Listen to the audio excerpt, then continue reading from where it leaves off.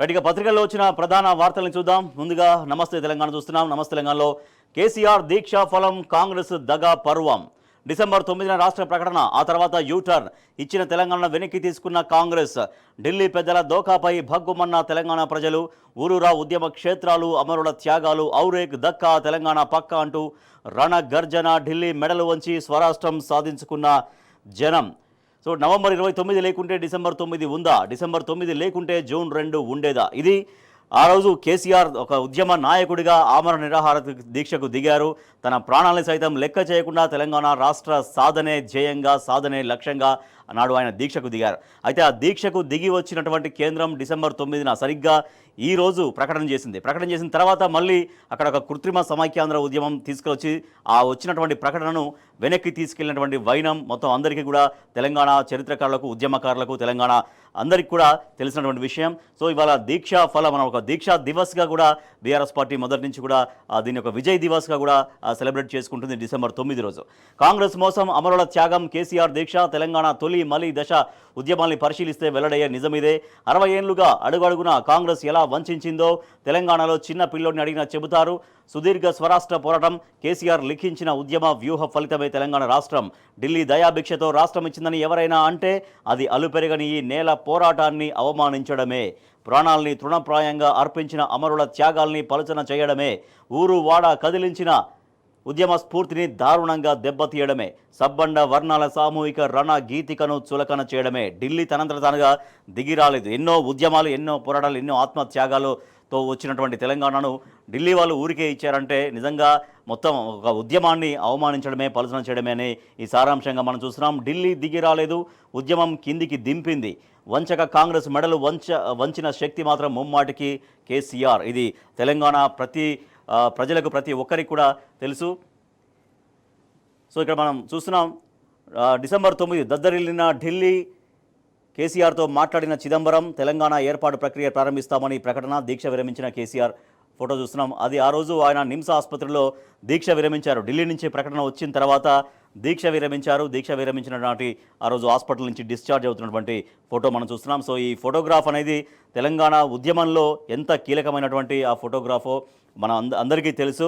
ఆ రోజు ఢిల్లీ దిగి వచ్చి ప్రకటన చేసిన అనంతరం ఆనాడు తన ప్రాణాలను సైతం లెక్క చేయకుండా ఆయన ఆమరణ దీక్ష కొనసాగించారు. ఆ రోజు ఆయన డిశ్చార్జ్ అయినటువంటి ఫోటో మనం చూస్తూ ఉన్నాం. నవంబర్ 29 ఆమరణ దీక్షకు బయలుదేరిన కేసీఆర్ను అడ్డుకొని ఖమ్మం తరలించిన పోలీసులు. జైల్లోనే దీక్షకు సిద్ధం. శ్రీకాంతాచారి ఆత్మహత్య యత్నం. నవంబర్ 30 అంటుకున్న అగ్గి. తెలంగాణ బంద్. డిసెంబర్ 1 బలవంతంగా శైలను ఎక్కించే ప్రయత్నం. కేసీఆర్ నిరాకరణ. కానిస్టేబుల్ కిష్టయ్య ఆత్మార్పణ. డిసెంబర్ 2 అగ్నిగుండమైన తెలంగాణ. డిసెంబర్ 3 నిమ్స్కు కేసీఆర్ తరలింపు. కాంగ్రెస్ టీడీపీ నేతల దిష్టిబొమ్మల దహనం. డిసెంబర్ 4 మంత్రుల ఇండ్ల ముట్టడి. డిసెంబర్ 5 48 గంటల తెలంగాణ బంద్. డిసెంబర్ 6 కేసీఆర్ను పరామర్శించిన సీఎం. మంత్రులు పార్లమెంట్లో బిల్లు పెడితేనే దీక్ష విరమిస్తారన్న స్పష్టీకరణ. డిసెంబర్ 7 కొనసాగిన విద్యార్థుల బలవన్మరణలో. డిసెంబర్ 8 ఢిల్లీకి సీఎం. తెలంగాణ జిల్లాలకు 23,000 మందితో కేంద్ర బలగాలు. డిసెంబర్ 9న ఫైనల్గా ప్రకటన వచ్చింది. కానీ ఆ ప్రకటన వచ్చినటువంటి 24 అవర్స్లోనే ఆ ఆనందం లేకుండా ఆనాడు తెలంగాణ ఉద్యమాన్ని, తెలంగాణ ఫలితాన్ని మళ్ళీ అవమానించారు. మళ్ళీ వెనక్కి వెళ్ళింది కేంద్రం. మనం ఫొటోస్ కూడా చూస్తున్నాం. నిమ్స్ దవాఖానాకు ఎదుట జై తెలంగాణ నినాదాలు చేస్తూ విక్టరీ సంకేతం చూపిస్తున్న కేసీఆర్ గారి ఫోటో చూస్తున్నాం. ఇది ఫైల్ ఫోటో. ఆ రోజు ఆసుపత్రి ప్రాంగణంలో కేంద్రం ప్రకటన వచ్చిన తర్వాత ఆయన విజయ సంకేతాన్ని చూపించినటువంటి ఫోటో మనం చూస్తున్నాం. కరీంనగర్ జిల్లా అల్గునూరు వద్ద కేసీఆర్ కాన్వాయ్ను నిలిపివేసిన పోలీసులు. ఆ రోజు దీక్షకు దిగుతున్నటువంటి నవంబర్ 9 దీక్షా దివస్ రోజు, నవంబర్ 29 రోజు ఆయన దీక్షకు బయలుదేరుతున్నప్పుడు అప్పుడు అడ్డుకున్నటువంటి పోలీసుల ఫోటో మనం చూస్తున్నాం. సో కేసీఆర్ దీక్షా ఫలం కాంగ్రెస్ దగా పర్వం. ఆనాడు దీక్షకు పూనుకున్నటువంటి సందర్భం, దీక్ష కొనసాగించిన విధానం, ఫైనల్గా ఢిల్లీ దిగి వచ్చినటువంటి తీరు, తర్వాత మళ్ళీ ఒక కృత్రిమ సమైక్యాంధ్ర ఉద్యమం రగిల్చారు. తర్వాత ఢిల్లీ వెనక్కిపోవడం, మళ్ళీ డిసెంబర్ 23 రోజు మళ్ళీ యూటర్న్ తీసుకుంటూ ప్రకటన చేయడం, మళ్ళీ మరొక ఉద్యమానికి సిద్ధం కావడం. సో ఇదంతా కూడా తెలంగాణ ప్రజల మదిలో నుంచి ఎప్పుడు చెరిపివేయలేనిది. తెలంగాణ ఉద్యమాన్ని పరిశీలించిన వాళ్ళకి ఈ ఎపిసోడ్ అంతా కూడా ఒక చిరస్మరణీయం. తెలంగాణ ఉద్యమం జరిగినటువంటి తీరుతెన్నులు ఎప్పటికీ కూడా గుర్తు చేసుకున్నటువంటి విధానం. సో దీన్ని డిసెంబర్ 9 రోజు ఒక విజయ్ దివస్గా బీఆర్ఎస్ పార్టీ మొదటి నుంచి కూడా నిర్వహిస్తూ వస్తుంది. రైట్, ఇక నిన్న ఛార్జ్షీట్ దాఖలు చేసింది బీఆర్ఎస్ పార్టీ 1 ఇయర్ కాంగ్రెస్ పరిపాలన పైన. సో అది చూస్తున్నాం మనం ఇక్కడ.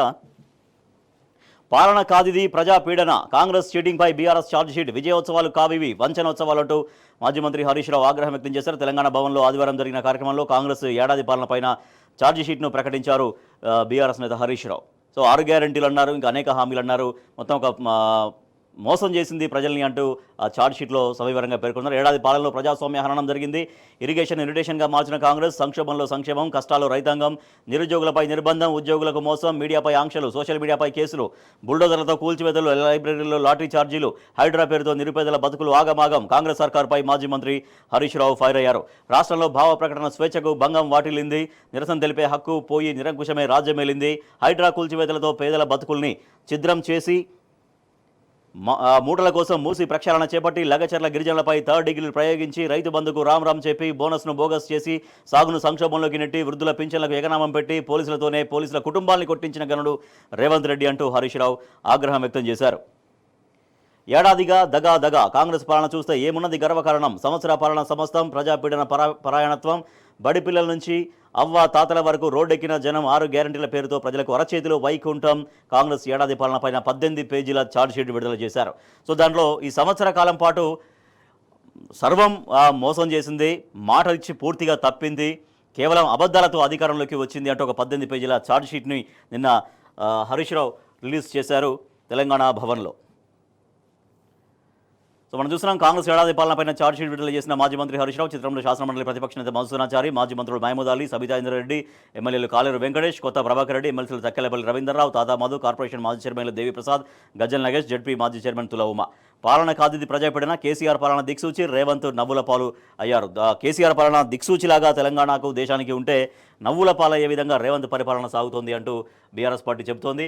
విజయోత్సవాలు కాదవి వంచనోత్సవాలు, ఏడాది కాంగ్రెస్ పాలన ఎడతెగని వంచన, బడి పిల్లల నుంచి అవ్వాతాతల వరకు అంతా రోడ్డెక్కారు.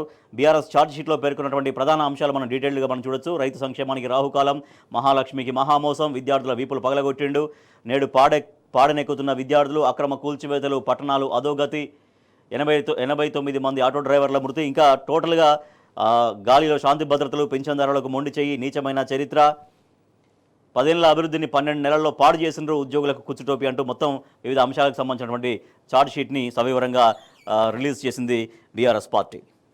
నిన్న కేటీఆర్ సవాల్ చేశారు ముఖ్యమంత్రి రేవంత్ రెడ్డికి. దానికి సంబంధించిన వార్త మనం చూద్దాం. రాజీనామా చేద్దాం ప్రజా వ్యతిరేకత ఉన్నదో లేదో తేల్చుకుందాం, సీఎం రేవంత్కు కేటీఆర్ సవాల్.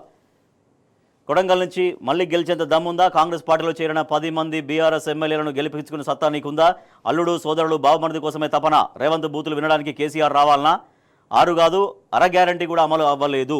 ఛానల్ ఇంటర్వ్యూలో బీఆర్ఎస్ నేత కేటీఆర్, నువ్వు కొడంగల్లో రాజీనామా చేయి, నేను సిరిసిల్లలో రాజీనామా చేస్తా, ఇద్దరం తెలుసుకుందాం, పదవికి రాజీనామా చేసి కొడంగల్ నుంచి తిరిగి గెలిచే సత్తా ఉందా, ఏడాది పాలన బాగుందని అనుకుంటే పార్టీ మారిన ఎమ్మెల్యేలతో దమ్ముంటే రాజీనామా చేయించు, ఉప ఎన్నికల్లో ప్రజలు ఎటువైపు ఉన్నారో తెలుసుకుందామంటూ కేటీఆర్ సవాల్ చేశారు. అసెంబ్లీలో నిలదీస్తాం, ప్రజా సమస్యలపైన గళమెత్తుతాం, దుర్భర పరిస్థితుల్లో రాష్ట్ర వ్యవసాయ రంగం ఉంది, రైతులకు ఇచ్చిన హామీలను సర్కార్ నెరవేర్చలేదు. బీఆర్ఎస్ ఎల్పీ సమావేశంలో అన్ని అంశాలపై అధినేత కేసీఆర్ మాకు దిశానిర్దేశం చేశారు.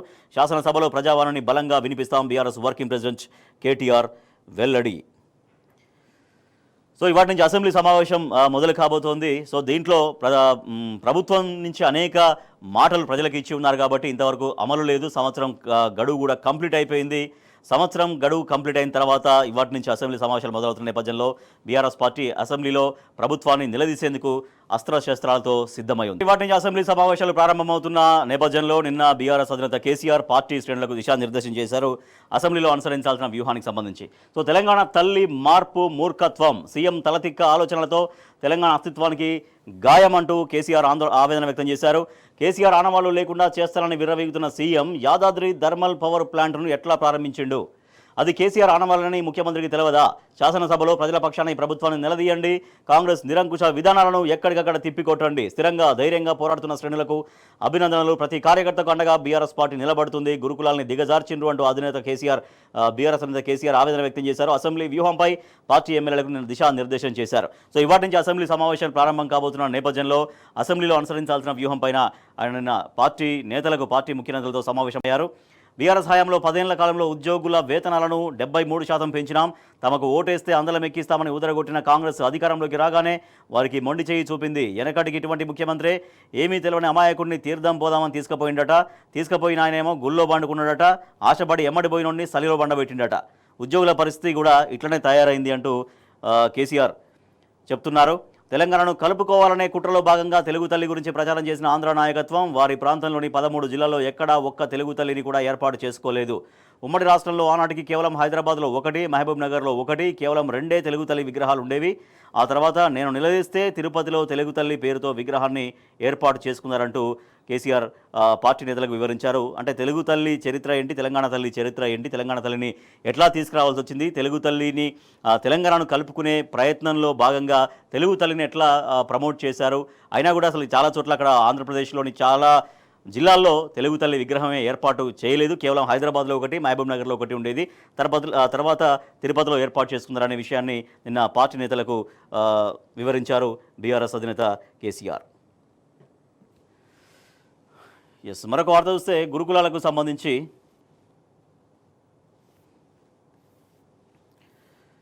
గురుకులాలపై కేసీఆర్కు నివేదిక. 9 రోజులు పరిశీలించిన బీఆర్ఎస్పై గురుకుల బాట రిపోర్ట్ అందజేసిన 5 మెన్ కమిటీ రాష్ట్రంలో గురుకులాల్లో దిగజారిన పరిస్థితులపై రూపొందించిన నివేదికను బీఆర్ఎస్ అధినేత మాజీ సీఎం కేసీఆర్కు ఆదివారం అందజేస్తున్న ఆర్ఎస్ ప్రవీణ్ కుమార్ నేతృత్వంలోని 5 మెన్ కమిటీ 5 సభ్యుల బృందం గురుకులాల్లో పరిస్థితుల్ని పరిశీలించింది. గురుకులాల్లో విద్యార్థులు ఆత్మహత్యల బాటలు పడుతున్నారు. గురుకులాల్లో చాలా ఎక్కువగా రిపీటెడ్గా కలుషిత ఆహారం అవుతుంది.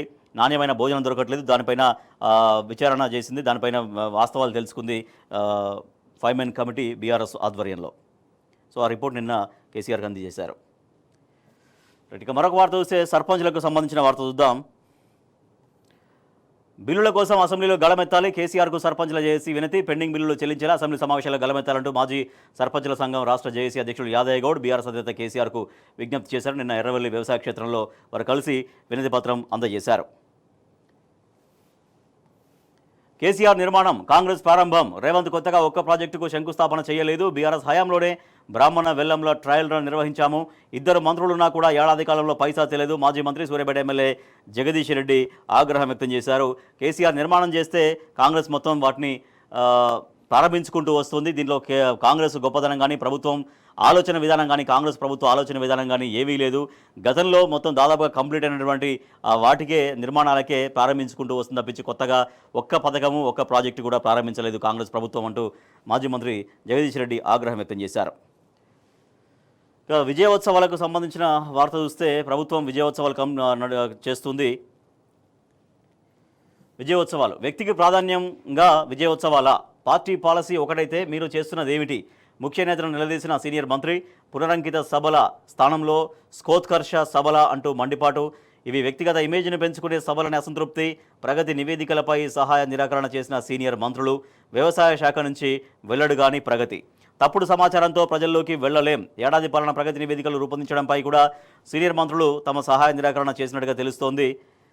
ఏడాది పాలనలో ఏమి అభివృద్ధి సాధించామని ప్రగతి నివేదికలు తయారు చేయాలని తప్పుడు సమాచారంతో కాంగ్రెస్ ప్రోగ్రెస్ రిపోర్టులను తీసుకొని ప్రజల్లోకి వెళ్లి అబాసు కాలేమని 5 సీనియర్ మంత్రులు తెగేసి చెప్పినట్టుగా నిర్దిష్టంగా తెలిసింది. కాంగ్రెస్ ప్రభుత్వం అత్యంత కీలకంగా భావిస్తున్న వ్యవసాయ శాఖ నుంచి ఇప్పటివరకు ప్రగతి నివేదిక బహిర్గతం కాలేదు. ఉడికిపోతున్న ఉత్తమ్ నీటిపారుదల పౌర సరఫరాల శాఖల నుంచి ఇప్పటివరకు ప్రగతి నివేదికలు బహిర్గతం చేయలేదు. ఈ 2 శాఖలకు ఒకే సీనియర్ మంత్రి ఉన్నారు.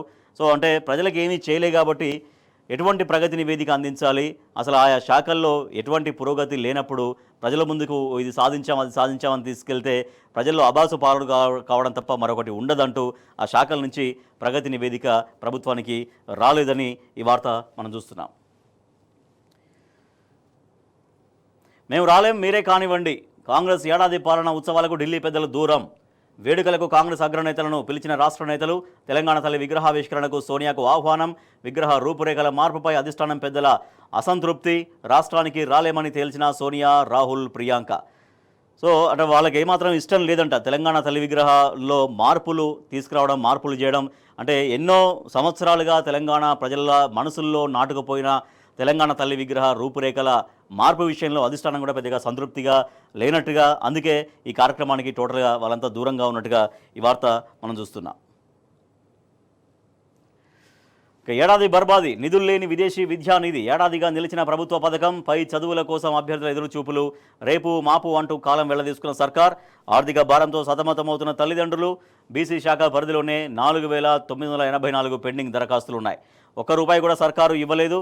సర్కారు చెలగాటం తల్లిదండ్రుల సంకటం.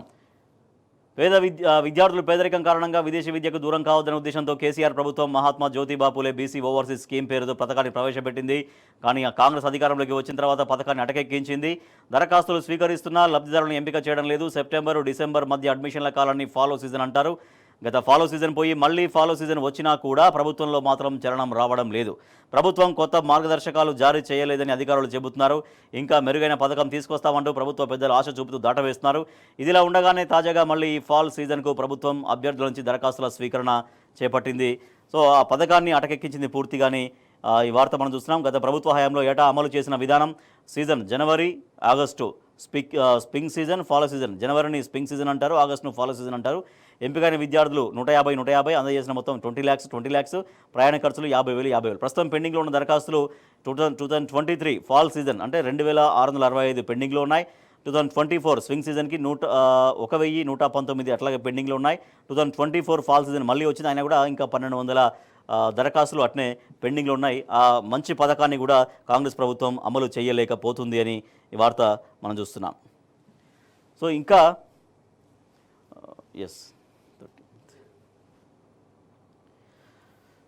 ఏడాది బర్బాది అంటే మొత్తం టోటల్గా అన్ని రంగాలు ఎట్లా కుదేలైపోయినాయి, ప్రజలు ఎంత ఇబ్బందులు పడ్డారు.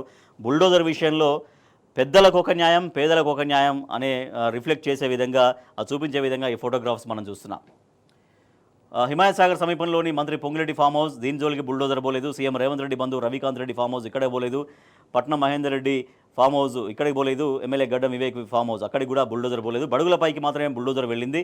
బడాబాబులకు నోటీసులతో హైడ్రాతో హడలెత్తించిన సర్కార్. హైడ్రా బుల్డోజర్ ఎట్లా విధ్వంసం సృష్టించిందో ఈ ఫోటోగ్రాఫ్స్ మనం చూడొచ్చు క్లియర్ ఓవరాల్గా. పేదోడిపై సర్కారు పగబట్టింది. ఆక్రమణదారులు, కబ్జాకారులు అంటూ ఇళ్లను పడగొట్టింది. హైడ్రా పేరుతో ఒకవైపు, మూసి సుందరీకరణ పేరుతో మరొకవైపు. ఎటు చూసినా విధ్వంసమే చేసింది. రాజధాని హైదరాబాద్తో పాటు సంగారెడ్డి, సిద్దిపేట, మహబూబ్ నగర్ తదితర జిల్లాల్లో నిరుపేదల గూడు కూల్చేసింది. బడాబాబులకు నోటీసులు ఇచ్చి పేదల ఇళ్లపైకి బుల్డోజర్లు పంపించింది. ఏడాది కాంగ్రెస్ పాలనలో పెను విధ్వంసమే సృష్టించింది. కాంగ్రెస్ వ్యవహారంతో పేదల కంట కన్నీరే మిగిలింది. మనం చూడొచ్చు ఫోటోగ్రాఫ్. సంగారెడ్డి జిల్లా అమీన్పూర్ మండలం కిషారెడ్డిపేటలో చిన్నపిల్లల దవాఖానను కూల్చేస్తున్న హైడ్రా. సో డీటెయిల్గా చూడొచ్చు. పేదోడికి మొండి గోడలే, కనికరం లేని సర్కార్. అంబర్పేట సమీపంలోని తులసిరామ్ నగర్లో తమ ఇంటిని కూల్చేస్తారని రోధిస్తున్న వృద్ధురాలకి ధైర్యం చెప్పారు కేటీఆర్ ఆ రోజు. పేదల కష్టం నేలమట్టం. రేవంత్ మా ఇల్లు కూలగొడుతున్నట్టన్నా అంటూ కేటీఆర్కు వాళ్ళు విన్నవించుకుంటున్నారు. మిగిలింది మా పానాలే, ఇంకా మా ఇళ్ళని కూలగొట్టారు, మా పానాలు మాత్రమే మిగిలినాయి అంటూ బుల్డోజర్కు అడ్డం పడుతున్నటువంటి పేదలు. ఇండ్లు పోయి రాళ్లు మిగిలే. శంకర్ నగర్లో కూల్చివేతల అనంతరం బయటపడేసిన సామాగ్రి. సిద్దిపేట జిల్లాలో తర్వాత హైదరాబాద్ సున్నం చెరువు సమీపంలో హైడ్రా అధికారులు కూల్చేసిన శిథిలాల మధ్య పేదలు, చిన్నారులు ఉన్నారు. తెలంగాణ భవన్లో బీఆర్ఎస్ నేత మాజీ మంత్రి హరీష్ రావును కలిసి గోడు వెళ్ళవేసుకున్న మూసీ బాధితుల ఫోటో చూస్తున్నాం. అడుగుల ఇంటిపై సర్కారు గుణపం. చాదర్ఘాట్లో ఇల్లు ఎట్లా కూల్చేశారు, శంకర్ నగర్లో పేదల ఇల్లు కూల్చేశారు. ఇట్లా బుల్డోజర్ ఎంత విధ్వంసం సృష్టించిందో మనం చూసాం. కానీ కేవలం సామాన్య, పేద, మధ్యతరగతి ప్రజల వైపు మాత్రమే బుల్డోజర్ వెళ్ళింది. పెద్దవాళ్ళ ఫామ్ హౌజులు దాంట్లో ఎఫ్టీఎల్లో ఉన్న, బఫర్ జోన్లో ఉన్నా కూడా అటువైపు బుల్డోజర్ వెళ్ళలేదు. వాళ్ళకి కేవలం నోటీసులు ఇవ్వడం, బఫర్ జోన్లో ఎవరైనా ఉంటే వాళ్ళకి నోటీసులు ఇచ్చి వాళ్ళు కోర్టుకు వెళ్ళి అక్కడ స్టేలు తెచ్చుకునే విధంగా టైం ఇచ్చింది. కానీ పేదల ఇళ్ళకి పైకి మాత్రం ఏకంగా నోటీసులు ఇచ్చిన 24 hours రావడం, లేదంటే అసలు నోటీసులు ఇవ్వకుండా నేరుగా బుల్డోజర్తో రావడం. వాళ్ళ ఆర్తనాదాలు ఎట్లా పెట్టారో మనం చూసాం. వాళ్ళ కన్నీళ్ళు ఆ బుల్డోజర్ కింద, బుల్డోజర్ వచ్చినప్పుడు వాళ్ళు ఎంత బాధ రోధించారో మనం చూసాం. ఎంతో కళ్ళు కానీ ఒక ఇల్లు కట్టుకుంటారు, నిర్మించుకుంటారు. అటువంటి ఇల్లుని క్షణాల్లో నేలమట్టం చేసినప్పుడు వాళ్ళ ఆర్తనాదాలు, వాళ్ళ రోదనలు అందరినీ కూడా కదిలించినాయి. సో అది దానికి సంబంధించినటువంటి ఫుల్ ఫోటోగ్రాఫ్స్ మనం చూస్తున్నాం. బడుగులపైకి బుల్డోజర్ ఎట్లా వచ్చింది అనేది.